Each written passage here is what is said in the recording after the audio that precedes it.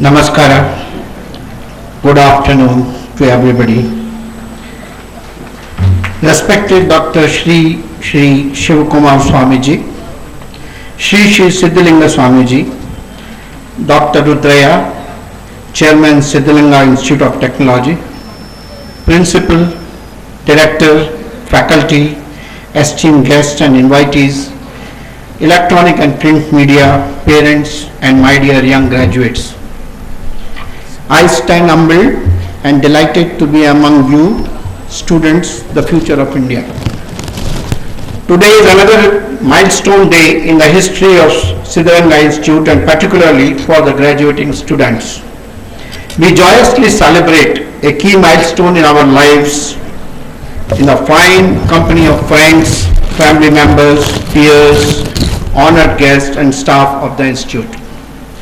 I congratulate you on your accomplishments and conducting what is a part of your life's academic journey.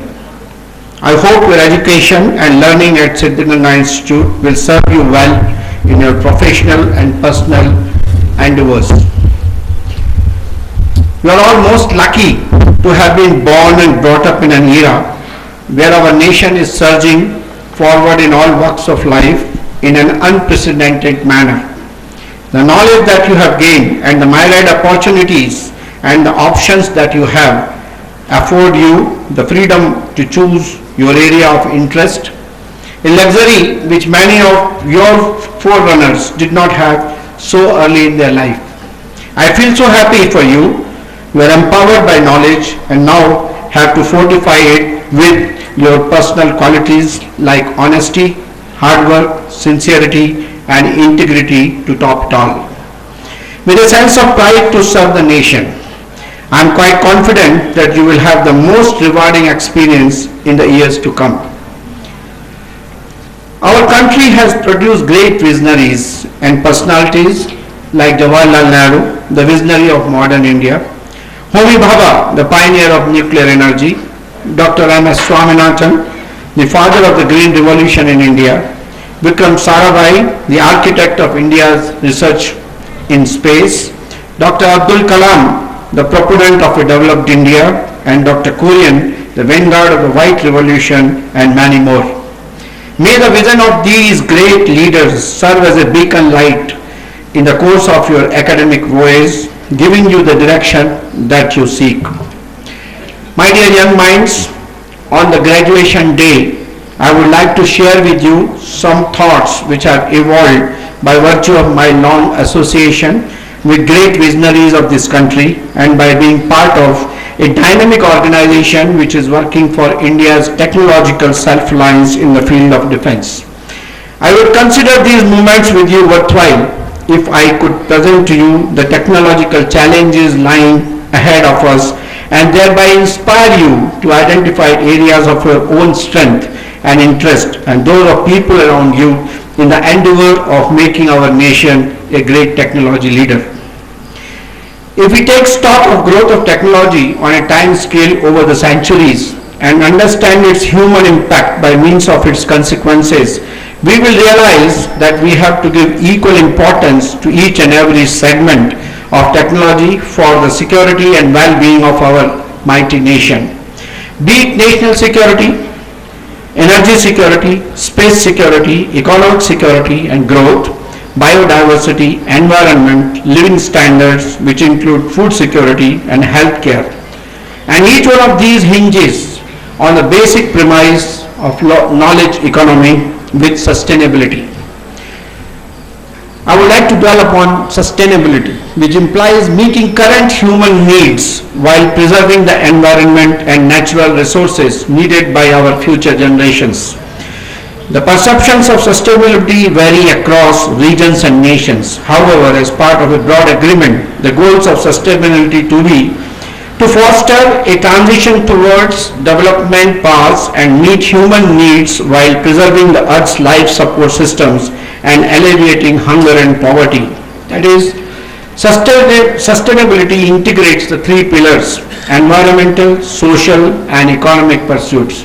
And I would like to add here that there is one more pillar which is important and which I learned this morning while being in the part of the seminar on capabilities, integration with science and spirituality and values.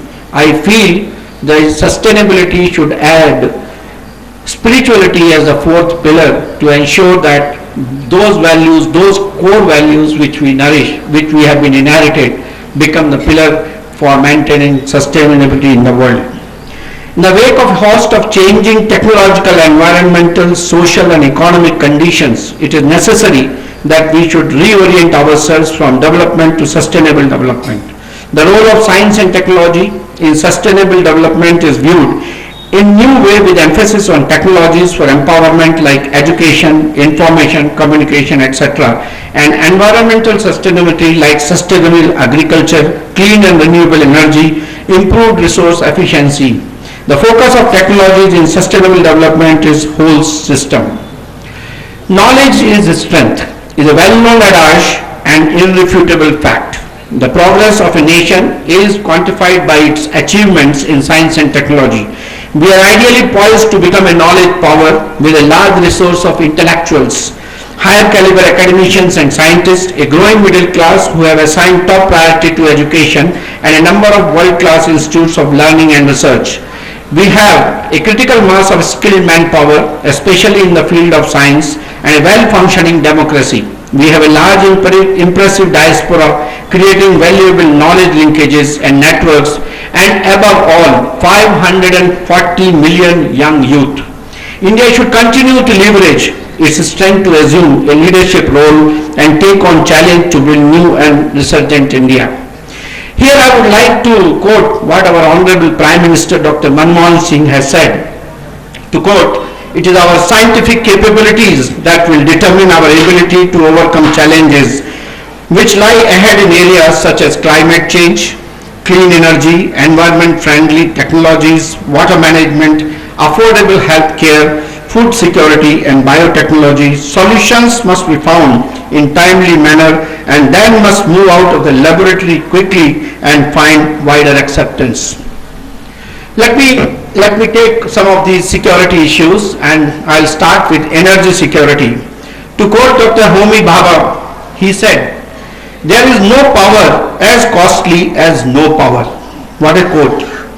Energy is the engine for social and economic growth. It multiplies human labor and increases productivity in agriculture, industry as well as services. To sustain growth rate in economy, energy supply has to grow in tandem.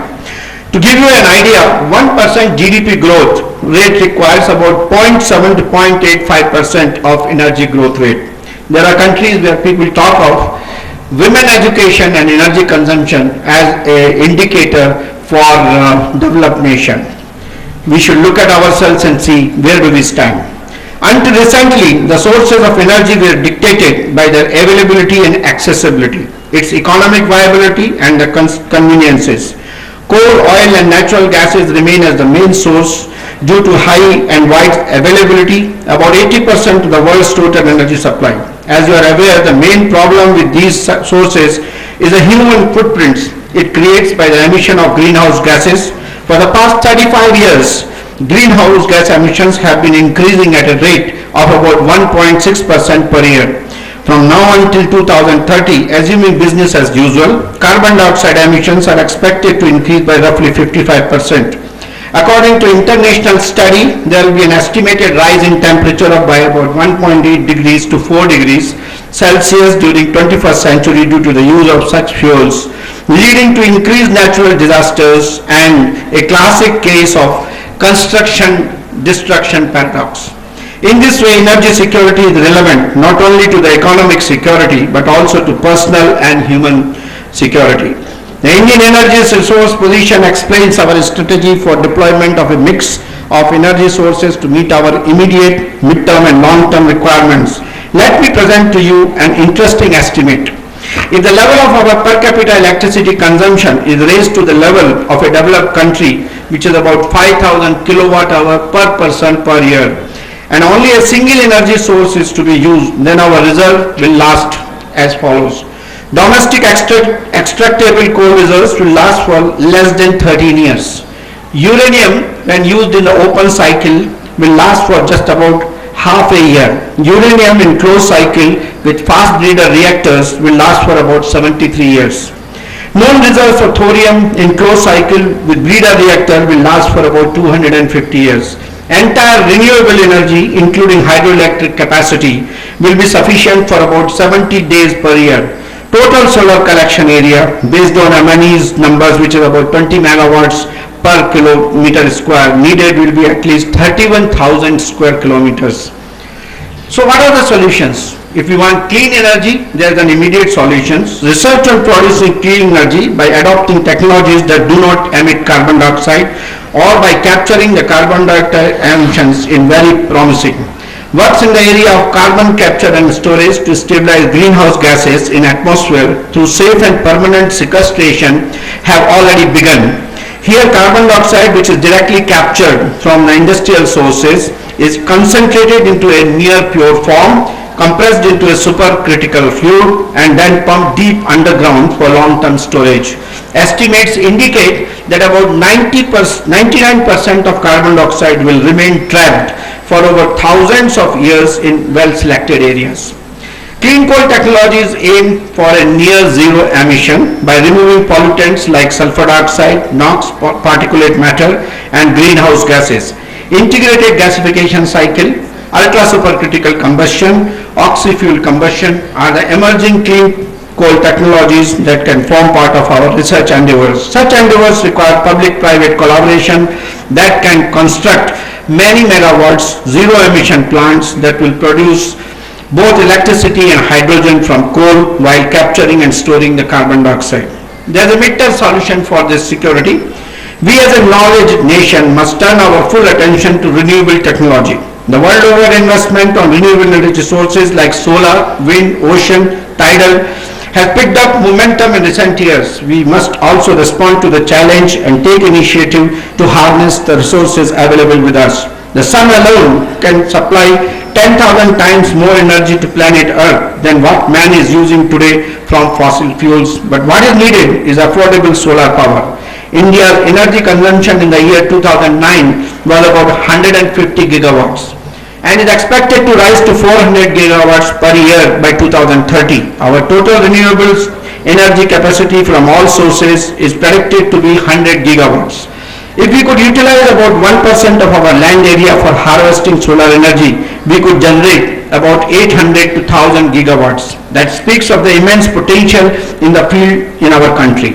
Here I would like to also mention to you that land-based solar plants are constrained by suitable location for abundant sunlight and also time of the year, daylight and so on. And a day might come where we could overcome this difficulty by a space solar power plant which could be harnessed 24 hours per day from the inexhaustible energy of the sun. The cherished aim of India's national solar mission is to establish India as a global leader in solar energy through an installed solar power generation capacity of about 20,000 megawatts by the year 2020, 100,000 megawatt by the year 2030 and 200,000 megawatt by the year 2050. There is a long-term solution which is nothing but nuclear energy. On its surface, nuclear energy satisfies many of the optimum requirements for enhancing energy security. Nuclear power produces virtually no sulfur dioxide, particulate nitrogen, oxides, volatile organic compounds or greenhouse gases. Emits only about the complete cycle from resource extraction to waste disposal, emits only about 2 to 6 grams of carbon equivalent per kilowatt hour, which is about the same as wind and solar. But the management and disposal of spent fuel often referred to as the Achilles heel of the nuclear industry.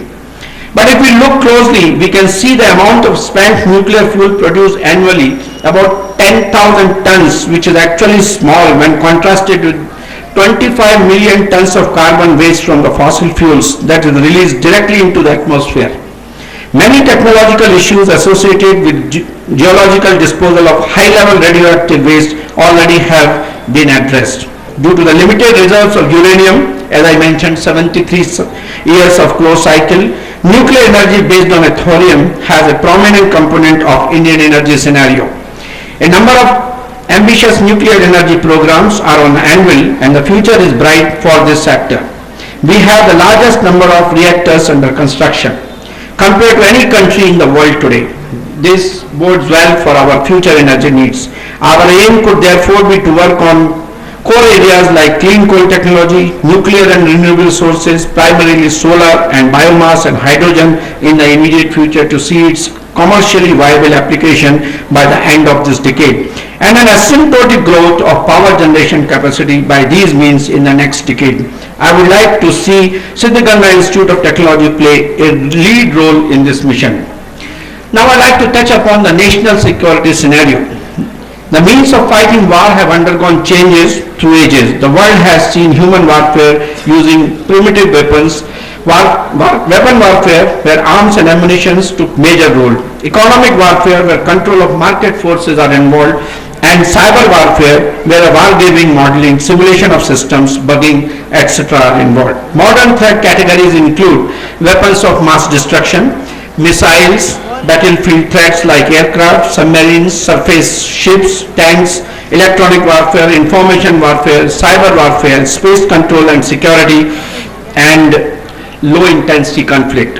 Here we will have to analyze the global threat to India with respect to our nuclear doctrine, which is no first use and no use against non-nuclear states. Technology development for national security is the mandate of Defence Research and Development Organization, and its mission is to design, develop and lead to production the state-of-the-art defence systems and technologies, provide technological solutions to the services to optimize combat effectiveness, and develop infrastructure and committed quality manpower and build strong indigenous technology base. DRDO has already developed strategic missiles like Agni, Prithvi, BO5, tactical missiles like Akash, Nag, Astra and so on. Many electronic warfare systems and phaser radars have been developed and inducted. An armament discipline, induction of MBT Arjun, has made our country self-reliant in this vital area. Recent induction of INS Arihan, the nuclear power submarine, has propelled India in a select group of nations. Interception of ballistic missiles using high-speed interceptors, long-range radars, a robust C4I system has been a major breakthrough for our country. Light combat aircraft Tejas, the first stealth aircraft of its type, has come to advanced stage of induction. All these and many other success stories are shining examples of DRDO's collaborative mission mode approach to development of critical technologies and systems. But the technology in all these areas is galloping. With the advent of MEMS, nano and biotechnology, the size of systems is getting smaller, performance getting enhanced, and the cost is coming down. We have to mount many more R&D programs in collaboration with industry, academic institutions and national laboratories for development of nanosensors, structures, communication devices, computing systems. It is the convergence of bio, nano and information technologies that will make the future systems, platforms and weapons affordable, self-healing, robust, intelligent and globally competitive. The various terrorist attacks that we had in the past have raised new demands for technological need which differ from those for conventional warfare. We have made progress in developing systems for surveillance and reconnaissance, enhancing day and night vision capability, explosive and detection and diffusion, incapacitation, communication and jamming, personal protection, and in support systems like life detector, biomedical equipments and devices and products. The emerging scenario is that more and more use of space is being resorted to. Everything what we do is dependent on the availability of sensors in the space. So space security is becoming yet another major area. Space security is the basis for responsible use of space. Outer space should be free for exploration and used by all states. Major threats to space security are increasing amounts of orbital debris, increasing crowding in some key orbits, and potential use of space weapons that threaten the space environment. Crowded orbits increase possibility of spacecraft collisions. With the increased application of network-centric warfare, utilizing space assets of communication, navigation, and surveillance, the case for space security is becoming very strong. An example of such a weapon is the space-based interceptor for missile defense, which has the potential to intercept missiles from rogue states. For kinetic energy, anti-satellite, a large number of technologies like booster, kill vehicles, weapon control systems, debris mitigation, launch support systems, engagement planning are big technology challenges. I invite all of you to join these programs and make our country self-reliant in the vital area of national security. Emerging threat is cyber security, with NCW and all of us using communication as the lifeline. With the advent of computer-based networks, internet and application-specific software operating systems, all connected on a grid for economic, commercial, defense, civil aviation, knowledge dispersion, education and strategic activities of the nation, the next age of war is going to be cyber warfare. In this, the weapons are going to be information denial and information espionage using modern software, hackers, worms, viruses, spoofs, etc. China has already made considerable progress in this regard. We as scientists and technologists have to develop information security systems as defensive actions and as cyber attack weapons to paralyze enemies' economic and security activities. And finally, the food and the health security, which is very important for a growing economy. The first green revolution became a reality with the availability of miracle wheat variety, land reforms and electricity provision to the farmers. And the triumvirate Dr. Swaminathan, Sri R. Venkatraman and Srimati Indira Gandhi provided the leadership for food self-sufficiency was a major achievement. At present, the way population grows at an annual rate of about 1.8 to 2.2%, and the dwindling of agriculture growth situation is bound to be alarming, if not the worst, by the next decade. The current growth rate in the agriculture sector is stagnating 2% during the last decade. Our country's food stock has not grown to cater to the needs, and the government has to undertake negotiations for the import of wheat.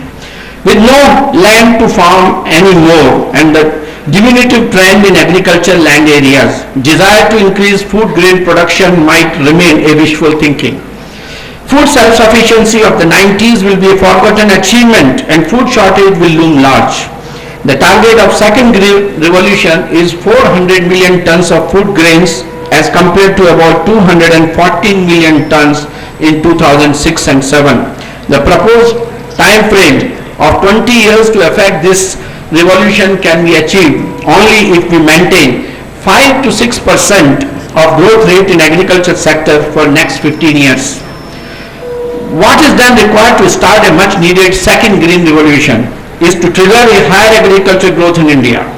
Science and technology has to play a vital role by focusing on aspects like high productive genetically modified seeds to develop the per acreage production, private sector involvement, efficient marketing of ideas to bring awareness to adopt innovative measures, investment in long-stalled irrigation projects, linking of rivers to affect the water supply to the locations of deficit and parallel development. In the area of dairy farming with proper attention and respect to the ecosystem and the symbiotic existence of man, plant and animal kingdom. My dear friends, well, there is a lot more to discuss on technological leadership with regard to environment, biomedical, technology development pertaining to the improvement of the standards of living. Due to, of course, paucity of time, I do have to stop this address somewhere, and I consider it most appropriate to go back to where we began. Your empowered position as a graduate from Siddhiganga Institute of Technology and the responsibility that comes along with it to contribute to the nation with all your might. I feel duty bound to share with you my thoughts on relevant topic like this on this occasion, but I would be joyous if it has helped you in some way to understand the relevance of technology leadership for national development and security and identify your role in it. I have no doubt that you will always remain a proud alumnus of this great institution and dedicate a part of your time and resource to maintain the preeminence of your alma mater and bring glory to this institute and our great nation. May you have the satisfaction of contributing to society by employing your expertise. I once again offer my heartfelt wishes to all those who are receiving degrees today. May I cite a quotation from Mark Twain as my parting message. Always work like you don't need the money. Always love like you have never been hurt. Always sing like nobody is listening. Always live like it is heaven on earth. Again, my heartiest congratulations and best of luck. Thank you. Jai Hind.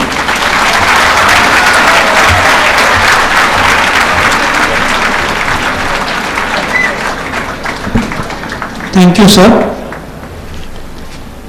Now the Dean Academic, Dr. K.S. Shashi Shekhar, is requested to invite the gold medalists and award winners to receive the same. Honorable Dr. V.K. Saraswat, I request you to kindly hand over the medals and awards and certificates.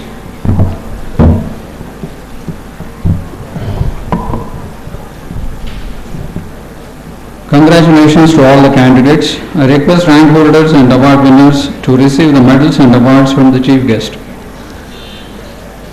I begin with the medal winners for UG courses. First it is Sahana Prakash of Architecture, who is awarded SIT Gold Medal for securing first rank.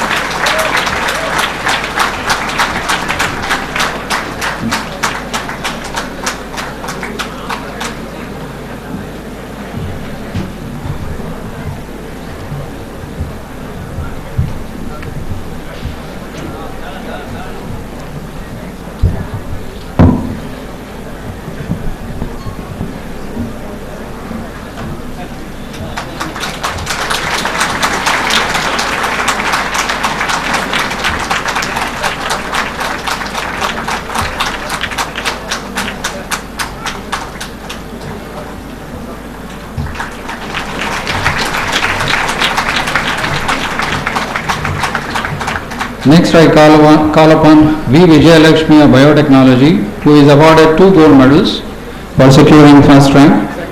First one is SIT gold medal, second one BL Siddhaya and Srimati Givanama gold medal instituted by Dr. B.S. Gauri Shankar.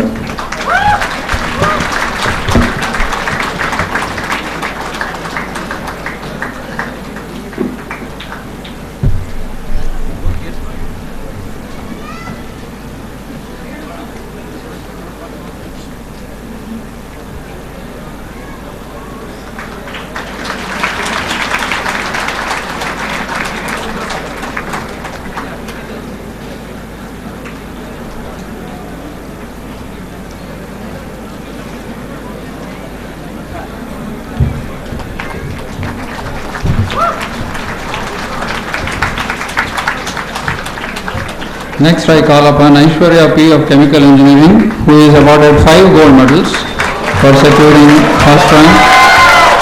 The gold medals are SIT gold medal, Srimati Vijay Devi and Shri Keval Chand Vora gold medal instituted by Shri Ravindra Vora, Dr. T.S. Mallikarjuna Memorial gold medal instituted by Shri T.M. Swami, SIT Alumni Chapter USA gold medal and K.S. Sridhar gold medal.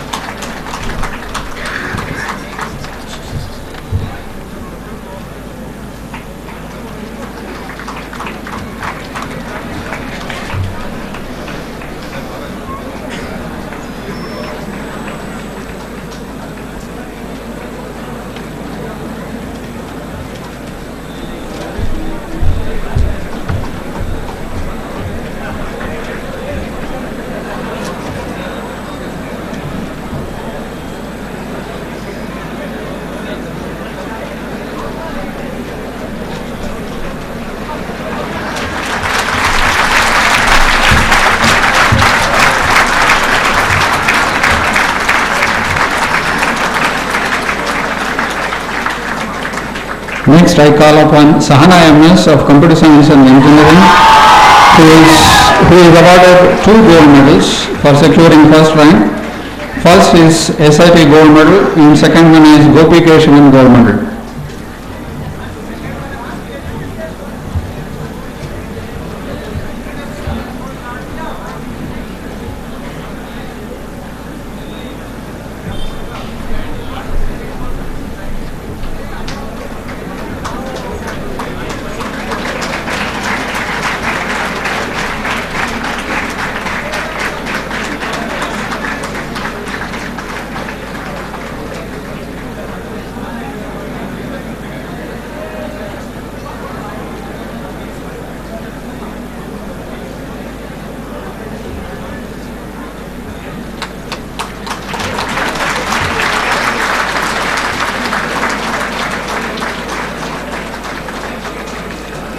Next I call Anjan G of Civil Engineering, who is awarded 5 gold medals, of which first 4 are for securing first rank.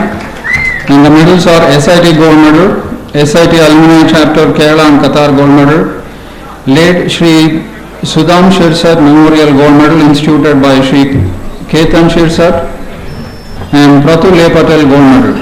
He is also awarded Srimati Dakshainamani Professor B. Gangadharaya Gold Medal for securing highest marks in reinforcement concrete structures.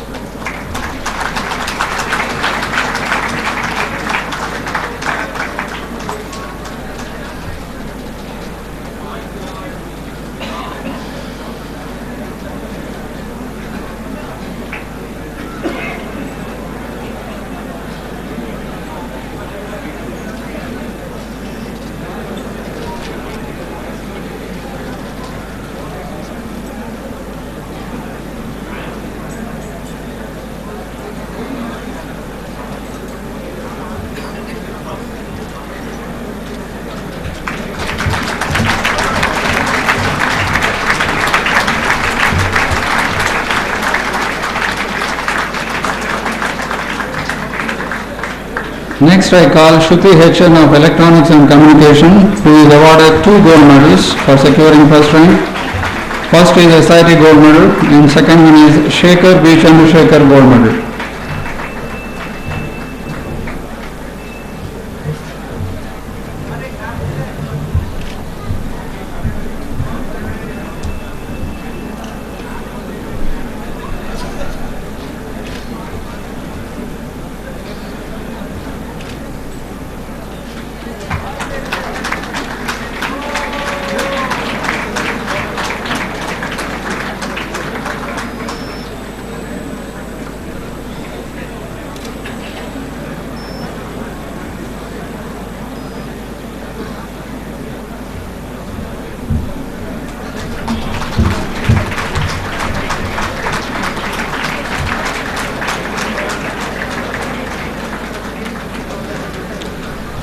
Next I call Mohammad Ismail of Electronics and Communication Engineering, who is awarded S. Vishwanathan Gold Medal for securing highest marks in electric circuits.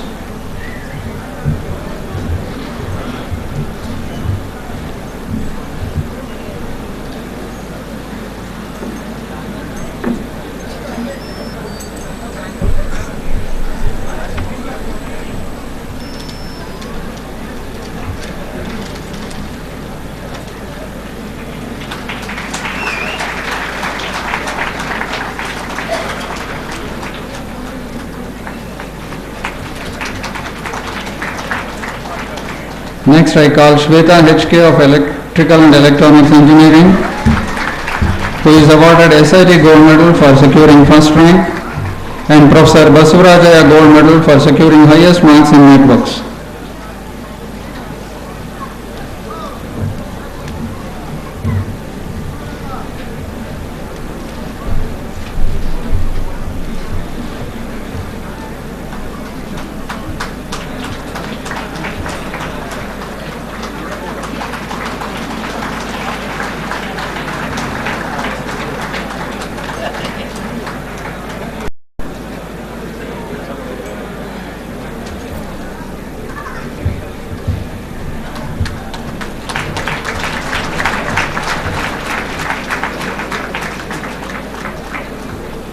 Next I call Namita K.H. of Industrial Engineering and Management, who is awarded SIT Gold Medal for securing first rank.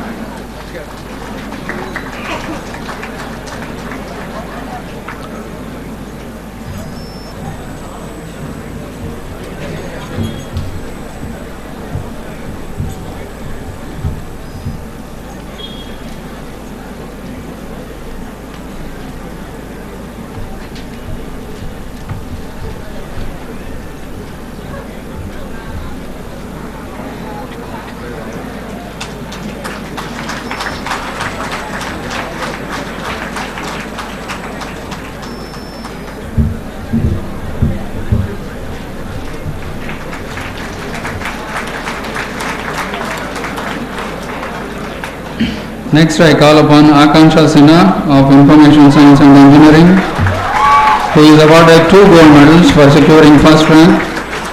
First medal is SIT gold medal, second is Alumni of Information Science and Engineering gold medal.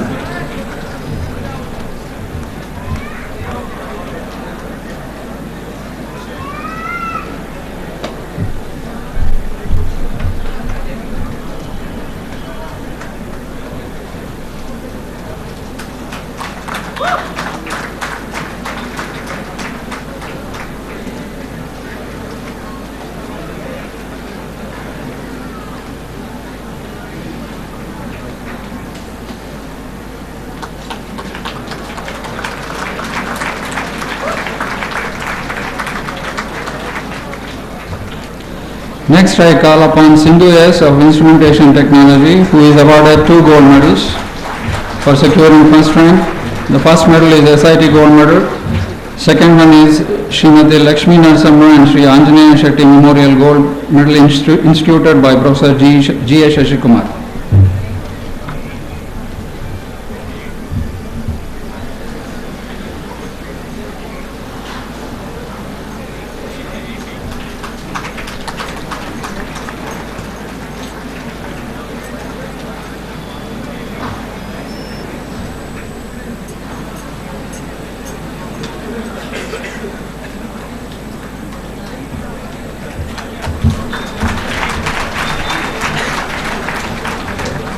Next, I call upon Javed Ali Khan of Mechanical Engineering Department, who is awarded 4 gold medals. The first 3 for securing first gold medal,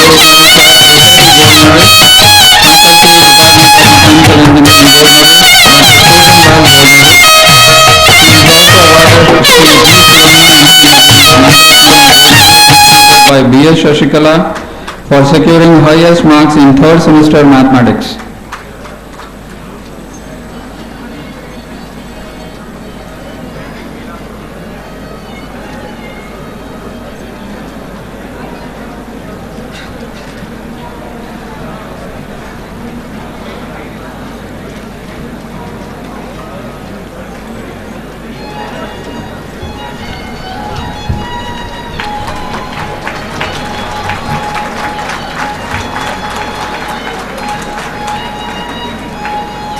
Next, I call Abhishek Kedia of Telecommunication Engineering, who is awarded 2 gold medals for securing first rank, SIT gold medal and Sridhar Kadambi gold medal.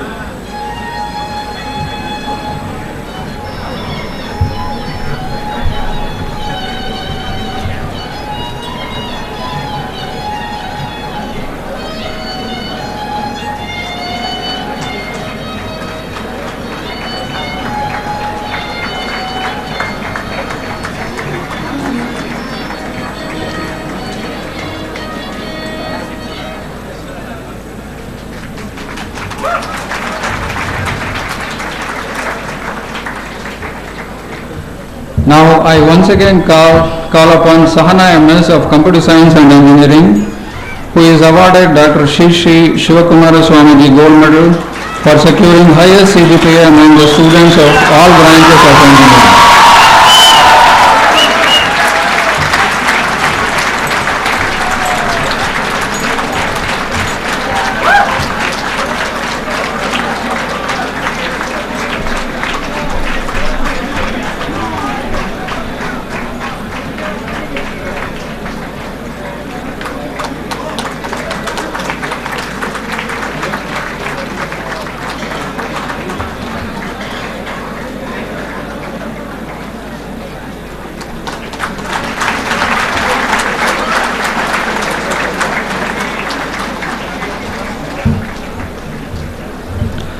Next, I call upon medal winners of postgraduate courses. First, Shama of Master of Computer Applications, who is awarded SIT Gold Medal for securing first rank.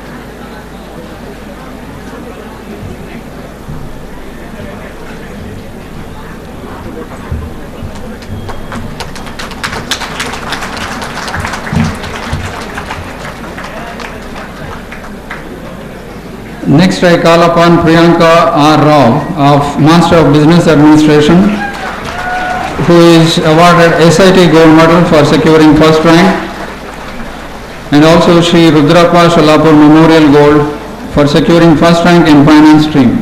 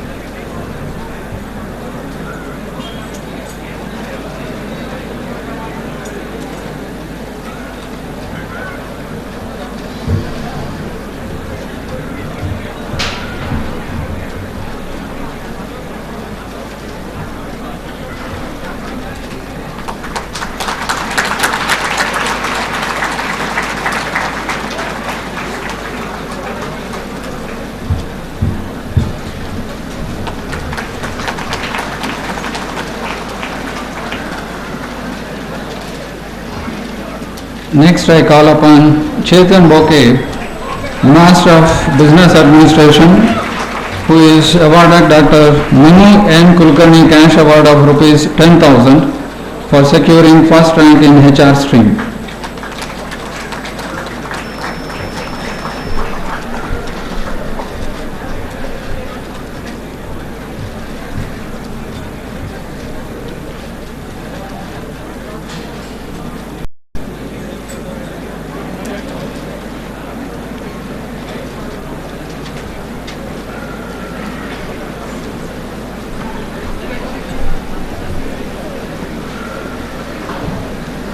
Chetan Bokeh.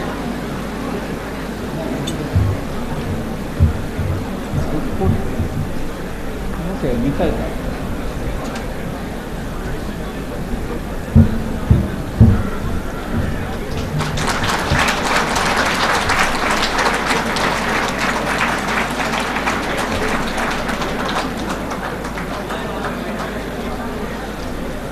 Now I call upon medal winners of MTech courses. Abhishek MS of Chemical Engineering, who is awarded SIT Gold Medal for securing first rank.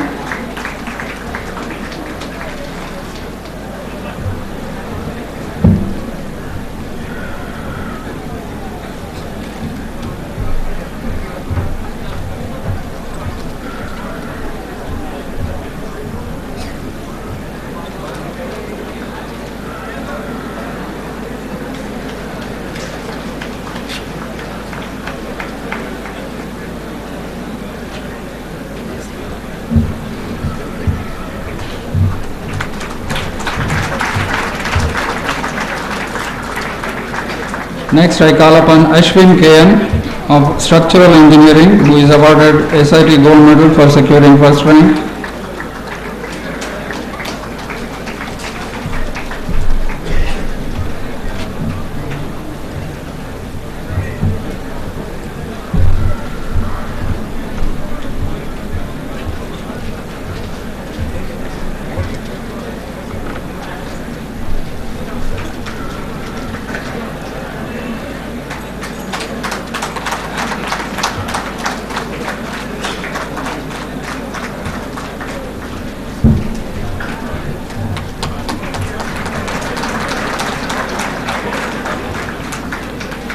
Next, I call Nagala Lakshmi Shweta of Signal Processing, who is awarded SIT Gold Medal for securing first rank.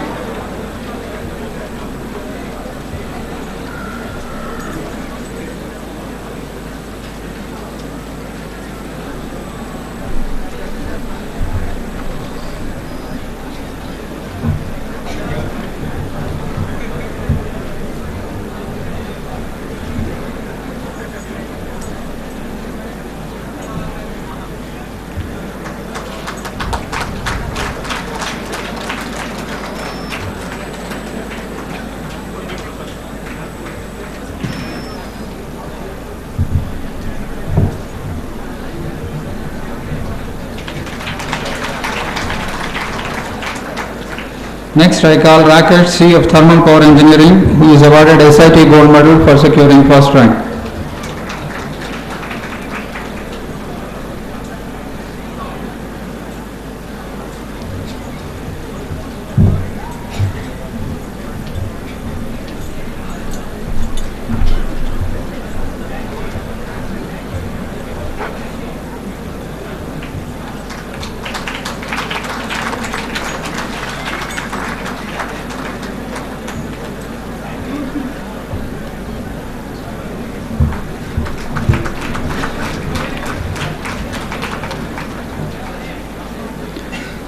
Next, I call Mahesh Kumar KM of Computer Science Engineering, who is awarded SIT Gold Medal for securing first rank.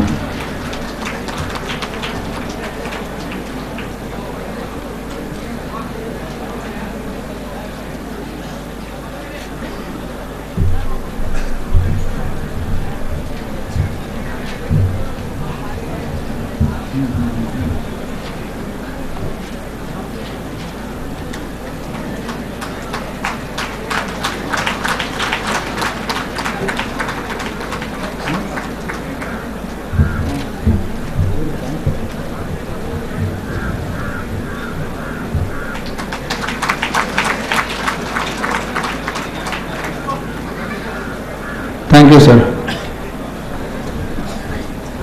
Now I call upon once again Sana MS, who is awarded Dr. Shri Shivkumara Swamiji Gold Medal for securing highest CGPA among the students of all branches, being awarded the gold medal, and I request her to receive the gold medal by His Holiness Swamiji.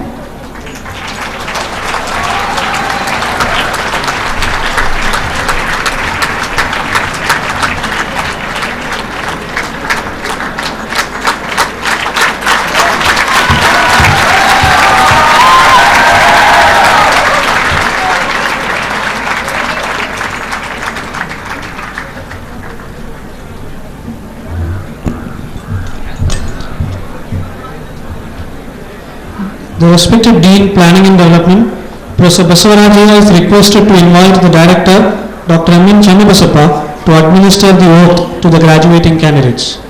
May I request our respected Director, Dr. M. Channabasappa, to administer the oath to the graduating students.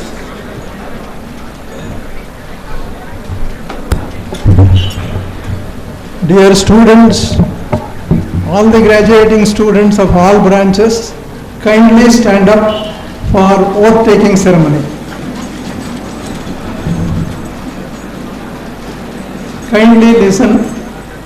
Upanishads are receptacles of ancient Indian wisdom.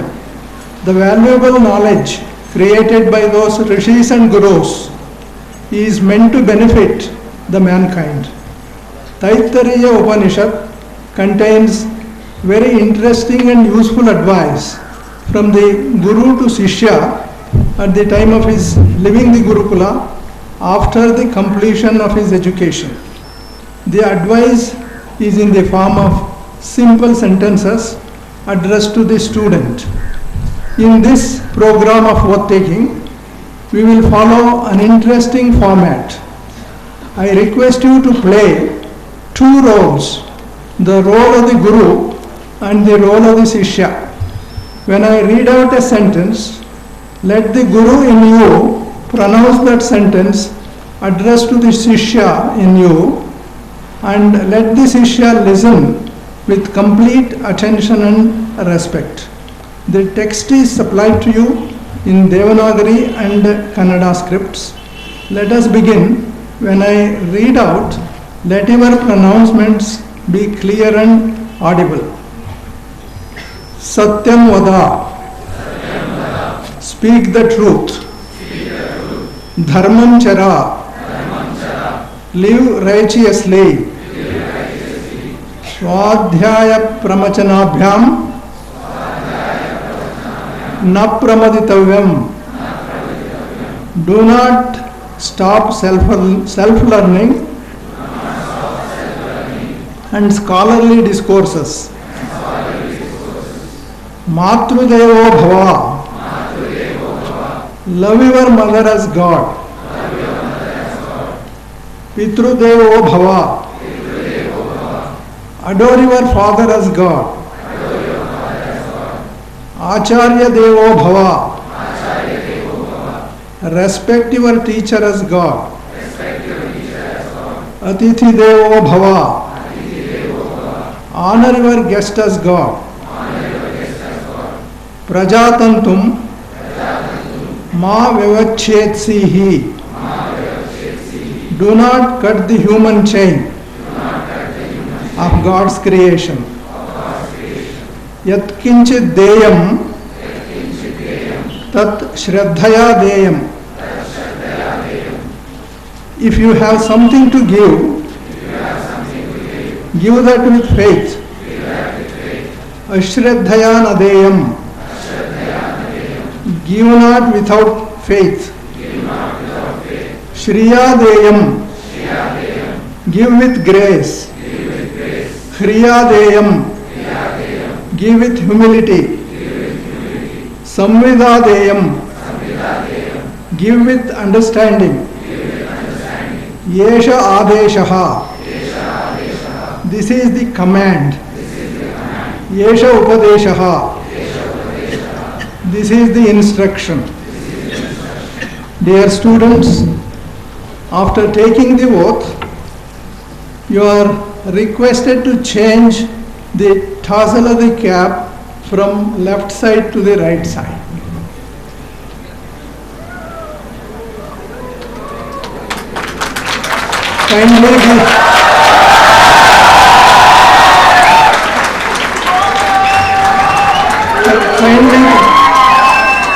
Kindly be seated for the address of His Holiness. The respected chairman, Dr. Rudraya, is requested to invite His Holiness Dr. Sri Sri Shivakumara Swamiji for his benediction. Parama Puja Sri Sri Dr. Shivakumara Swamiji Avaru, I humbly request to kindly deliver the benediction address.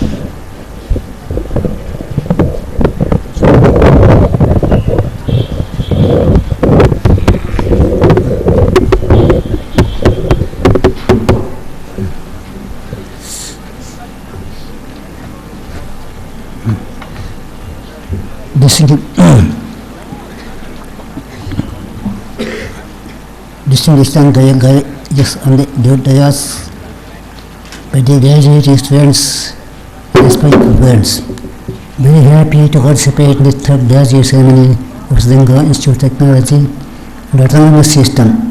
I heartily encourage all the students who have worked to become competent engineers in their own fields of specialization. I also congratulate all parents for the wisdom, self in the society for the educational boards. I am also very happy to learn that out of the 730 B students who are graduating at the present graduation ceremony, 605 graduates have already got job placements through the campus recruitment process. While congratulating the students on their 82% success, the campus placements applications also due to the faculty and staff the efforts they have put in for the success of this process. Dear students, all along your school and college education, you had the advanced guidance and support from your parents and teachers. Henceforth, you have the responsibility of managing your life and profession of yourselves. Here are a few suggestions for your parents. Engineers are problem solvers. Therefore, important that you catch up with the fast changing technology. This calls for continuous learning. If efforts are very choices, therefore important that you train your mind to get occupied with healthy and empowering thoughts. This enables you to reach the goal you set in your life. I am quite certain that in your professional career you will be required to occupy positions of responsibility. You should discharge responsibility with honesty and integrity. It will be proper to handle human relations with positive attitude and kindness, without compromising on your qualities mentioned above. Try to develop work culture which helps increasing your superiors, in respecting your colleagues. I and helping people who are seeking help. Spirituality is the core value of culture. Recall the vision statement of your institutes, namely, to develop young minds in learning environment of high academic ambience by designing spiritual values and technological competence. I must have explained to you on earlier occasions that by spirituality not mean to move away from worldly responsibility, to advocates encourage active life based on compassion and mutual brotherhood. Have faith in God, remember that God reveals Himself to His innumerable bounties that He has showered on mankind. To mention a few, life-giving oxygen, life-sustaining water, the spinning up the earth about its vertical action 24 hours, giving us the benefit of day and night, revolving us around the sun once a year, giving us the different seasons per year. This tree is endless, as it not make us wonder, but the superpower and managing the activities of the entire universe with never failing efficiency. It is unfortunate that a powerful and corrupt elite is able to lead the country die, as a result of which rich are becoming richer, the poor becoming poorer. All the educated youth, you are the hope of the country to reverse the above trend. But how? Without jeopardizing your professional career, participate in the election process of the country, in order that you good people get elected. Let your lifestyle be simple, so that you all will be able to help the needy to the extent possible. Some time back, the Prime Minister Dr. Manmohan Singh had the following advice to the group elections who urged him: be modest and lead decent but simple life, eschewing conspicuous consumption, extravagating. My dear graduating students, wherever you are and whatever you do, please remember that you are ambassadors of your city. A citizen should be known not only for their technical competence but also for his sterling character. Let me end my speech by quoting the following Aptavakya statements from Vedic Vishas, the messages of Ishwar Upanishad. Isha Vasinam Sarvam, Itkin Jagatyam Jagatu, Ten Tektena Bandhitaha, Vagdakasyadhan, Kurbani Kaimani, Yisadagam Samaha, Impudent Lamputin Patinere. The entire universe belongs to God. You enjoy all the human facilities without being attached to them. Do not desire that belongs to you, that brings others. Live for 100 years by keeping yourself engaged. Work for the benefit of all. This time you will be blamed for all the problems. I wish you all success in your future career. Please keep in touch with the institute. Rejoice sharing your progress. Sivam Bhuya.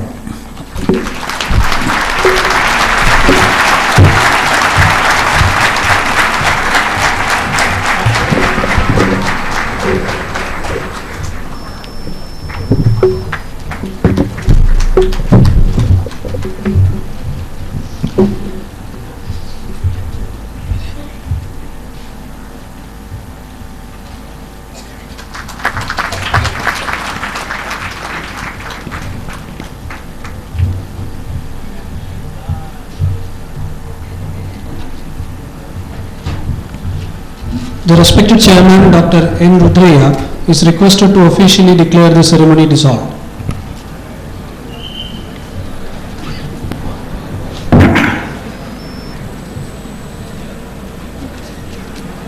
Bandhavare, I take this opportunity to congratulate the graduates for successfully completing their degree and getting a degree today. Some of them got medal. So I pray the Almighty and I pray Swamiji to wish you the same success of when you join the real life. And now I declare the graduation day ceremony dissolved. Thank you.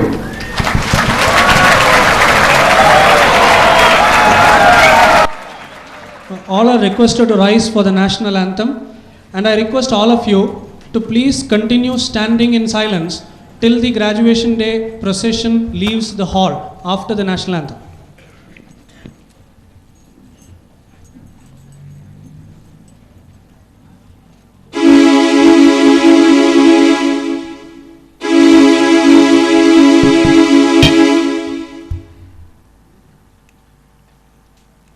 Thank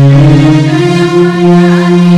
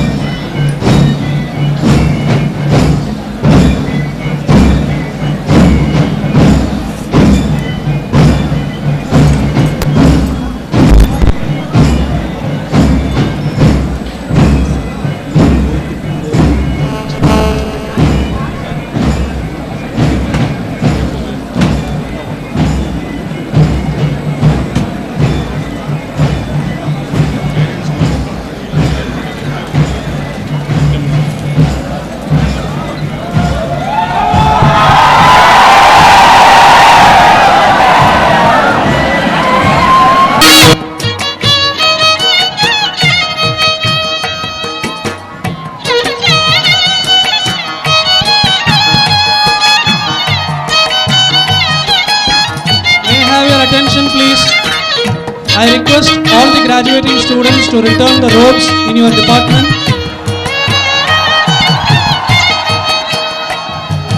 And I request all the graduating students and parents to please join us for lunch in the same venue. Please return your robes and come back for lunch here. I request all the students and parents to join us for lunch in the same venue.